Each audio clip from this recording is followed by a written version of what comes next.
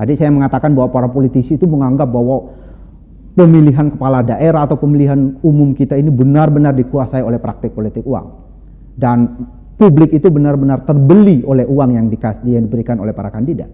Dalam survei yang kami lakukan Agustus sampai Agustus 2023, itu beberapa bulan menjelang pemilu yang terakhir 2024, hanya ada 39% warga yang menganggap praktik politik uang, pemberian uang atau barang untuk membeli suara, itu sebagai sesuatu yang wajar.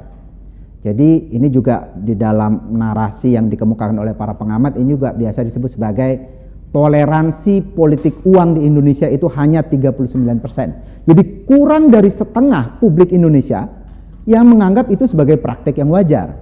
Ada 61% yang menganggap itu praktik yang tidak wajar atau yang resisten terhadap praktik tersebut. Nah, kalau kita lihat, mungkin orang akan mengatakan, 39% ini angka yang sangat banyak yang menganggap politik uang itu wajar. Tapi data yang muncul dari survei ini bukan hanya sampai di situ, bukan hanya toleransi, kita juga harus melihat lebih detail di balik itu. Dari 39% yang menganggap politik uang itu wajar, hanya ada 27% yang menyatakan kalau ia dikasih uang, ia akan ambil uangnya dan menjatuhkan pilihan pada yang memberi uang itu atau memberi barang tersebut. Kemudian ada 6% yang menyatakan akan memilih calon yang memberi uang atau barang lebih besar atau lebih banyak. Mayoritas dari mereka yang menyatakan politik uang itu wajar atau yang meneransi politik uang, sebanyak 59% menyatakan kalau ia dikasih uang atau ia dikasih barang, ia akan mengambil uang atau barang itu, tetapi memilih ini adalah soal lain. Bukan karena uang dan pemberian barang itu yang akan menyebabkan dia akan memilih kandidat tertentu.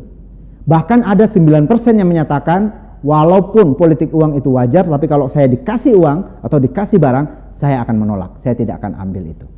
Nah, kita lihat di sini bahwa dari 39% yang menganggap politik uang itu wajar, hanya sekitar 33% diantaranya yang akan terpengaruh. Atau kalau kita lihat dari sisi populasi, hanya sekitar 12,87% total populasi yang potensial terpengaruh oleh politik uang di Indonesia.